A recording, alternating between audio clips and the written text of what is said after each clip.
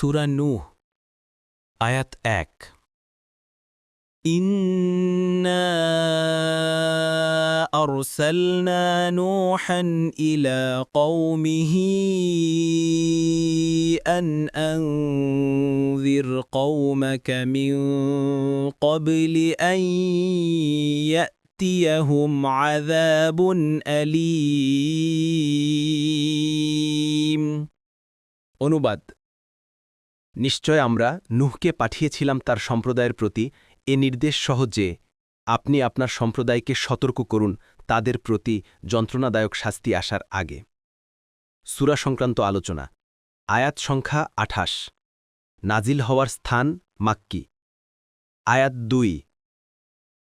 قال يا قوم إني لكم نذير Mubin.